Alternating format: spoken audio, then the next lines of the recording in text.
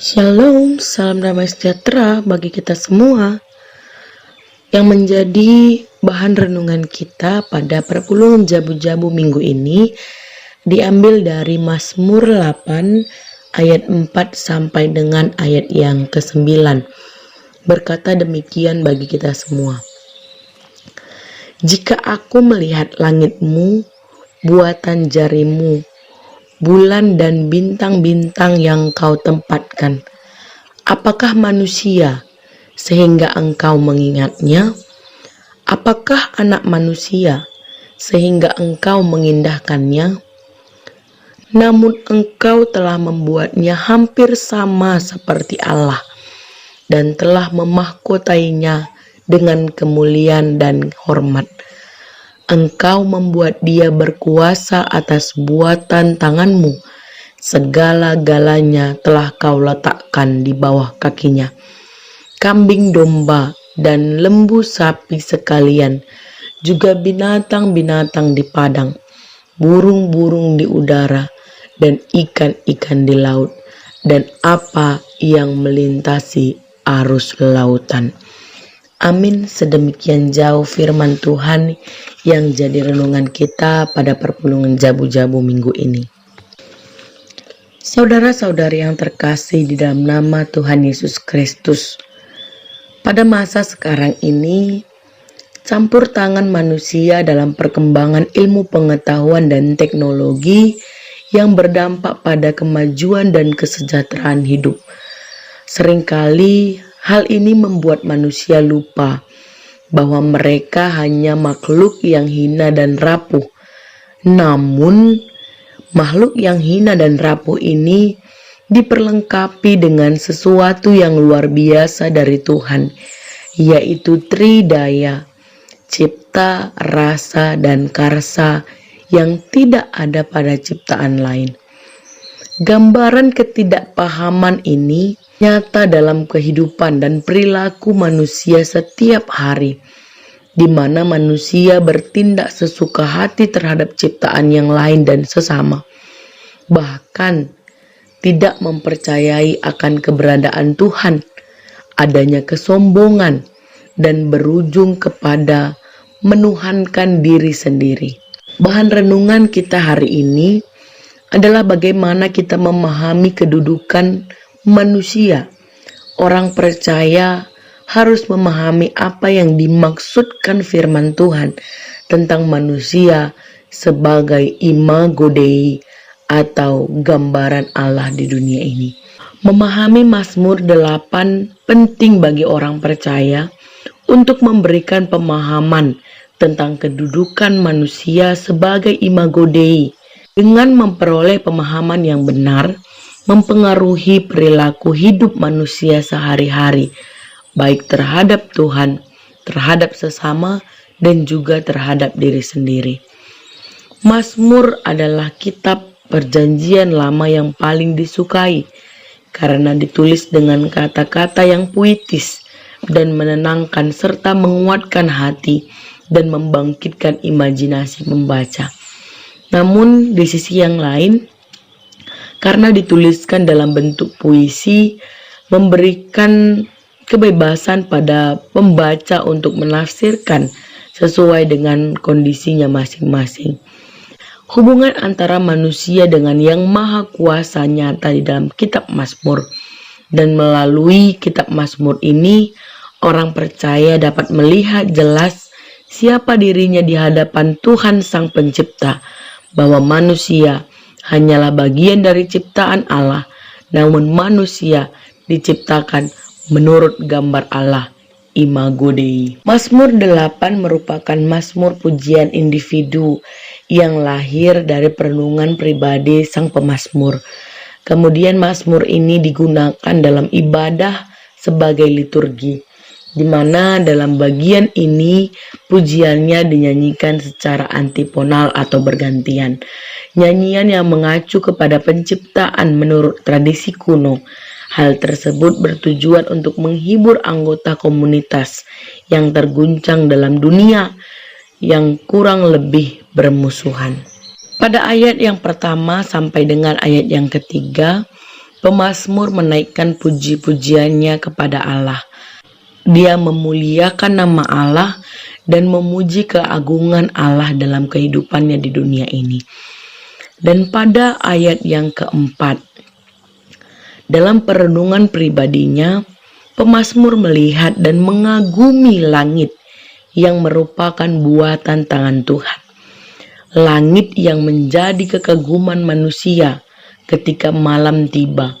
Langit tersebut adalah langit Tuhan yang menyatakan keagungan Tuhan yang meliputi seluruh bumi. Bulan, bintang-bintang menambah keindahan langit karena semaraknya. Langit adalah ciptaan Tuhan dan bukan kekuasaan yang patut disembah. Kemegahan dan keagungan langit tersebut kemudian dibandingkan dengan diri pemazmur sebagai manusia, di mana indah dan megahnya langit buatan Tuhan, namun tidak menjadikan langit sebagai ciptaan yang istimewa di hadapan Tuhan. Manusia yang diingat, diperhatikan oleh Sang Pencipta. Untuk itu, pertanyaan refleksi, apakah manusia sehingga engkau mengingat dia? Dan apakah anak manusia sebab engkau selalu memperhatikan dia? Hal ini membawa pemazmur untuk melihat dan menyadari dirinya sebagai manusia. Kata manusia memakai dua jenis kata, yaitu Enosh dan Adam. Enosh dapat berasal dari kata Anash yang berarti menjadi lemah, sakit, yang dimana penekanannya adalah kepada kelemahan atau kefanaan manusia. Sedangkan kata yang kedua yang dipakai Adam menunjuk pada manusia sebagai gambar Allah, dibedakan dari istilah Ish, yaitu laki-laki sebagai lawan kata dari perempuan atau laki-laki yang dibedakan dalam hal kejantanannya. Oleh sebab itu, dengan menggunakan dua kata ini, pemazmur ingin menunjukkan keadaan manusia dari dua sisi, yaitu manusia merupakan ciptaan yang lemah, yang rapuh, penuh keterbatasan, tetapi juga sebagai gambaran Allah. Saudara-saudari yang terkasih di dalam nama Tuhan Yesus Kristus, dengan demikian, hal ini menunjukkan bahwa pemazmur memahami dan menyadari siapa dirinya sebagai manusia di hadapan Allah. Sekalipun manusia memiliki keistimewaan karena diciptakan menurut gambar dan rupa Allah, namun di sisi lain, manusia adalah makhluk yang lemah dan rapuh, serta tidak berarti. Oleh karena dosa, manusia sudah merusak gambar Allah dalam dirinya, sehingga tidak ada alasan yang kuat bagi Allah untuk memperhatikan dan mengingat manusia. Jika dalam keadaan demikian pun Allah tetap memperhatikan dan mengingat manusia, hal ini menunjukkan betapa besar kasih Allah kepada manusia. Dan hal ini juga menjadi peringatan bagi setiap manusia untuk berlaku tidak sopan dengan menganggap dirinya hebat sehingga menjadi sombong. Jika dalam ayat yang kelima ditekankan tentang ketidakberartian manusia dengan pertanyaan refleksi, maka dalam ayat yang keenam pemazmur menyatakan hal yang sebaliknya, yaitu sekalipun manusia hina, rapuh, tidak berarti apabila dibandingkan dengan kemegahan semesta, namun Allah membuat mereka kurang sedikit dari Allah, atau dalam terjemahan lain, hampir sama seperti Allah. Saudara-saudari yang terkasih di dalam nama Tuhan Yesus Kristus, diciptakan hampir sama seperti Allah, berarti Allah memberikan manusia posisi istimewa di dalam dunia sebagai ciptaan. Ketika manusia diciptakan menurut gambaran Allah, Manusia dimahkotai dengan kemuliaan dan kehormatan Allah, dilantik sebagai penguasa makhluk atau ciptaan lain, dan kemegahan Tuhan yang ditempatkan di atas langit tercermin dalam gambarannya, manusia yang telah dimahkotainya sebagai wakilnya untuk memerintah di atas bumi. Allah membuat manusia berkuasa sebagai raja yang dimahkotai atas binatang dan tumbuhan. Selain itu, diciptakan menurut gambar dan rupa Allah, tidak hanya berbicara tentang kuasa yang diberikan Allah kepada manusia untuk menaklukkan bumi dan segala isinya, namun juga berkaitan tentang atribut dan sifat-sifat Allah yang ada dalam diri manusia. Pemazmur ketika menyadari bahwa dirinya sebagai manusia yang hina dan rapuh, juga menyadari bahwa dia adalah gambaran Allah, di mana sifat-sifat Allah dan karakter-karakter Allah ada dalam diri pemazmur. Imago Dei, gambaran Allah, juga berbicara tentang hubungan atau persekutuan dengan Allah, di mana manusia memiliki hak istimewa untuk membangun persekutuannya dengan Allah serta berkomunikasi dengan penciptanya.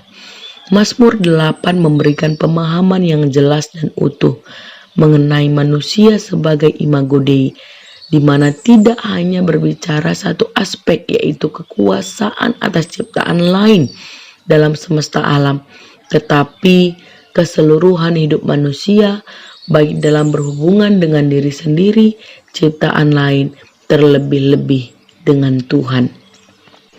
Membuat dia berkuasa berarti menyebabkan berkuasa.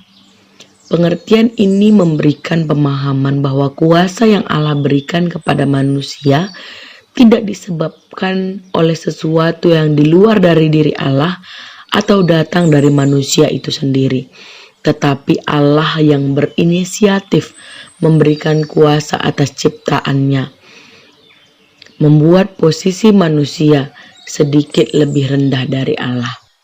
Pemazmur juga menjelaskan secara rinci tentang buatan tangan Tuhan, yang dimana manusia diberikan kuasa, bukan hanya kuasa atas binatang-binatang ternak yang kelihatannya jinak, tetapi juga manusia diberikan kekuasaan atas binatang-binatang buas yang memiliki kekuatan lebih daripada manusia.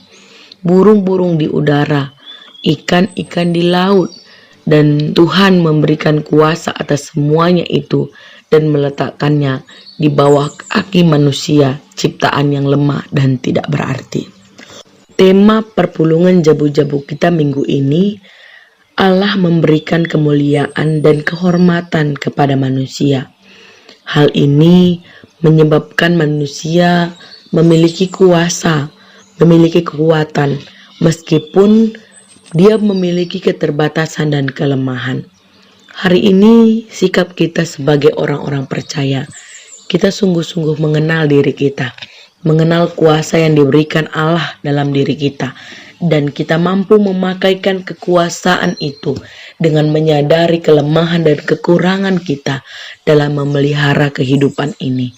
Tuhan Yesus memberkati firman-Nya. Tuhan Yesus memberkati kita semua. Amin. Terima kasih sudah mengunjungi channel ini. Jangan lupa tekan tombol subscribe, like, dan komen. Juga jangan lupa tekan tombol loncengnya supaya selalu dapat notifikasi. Tuhan Yesus memberkati.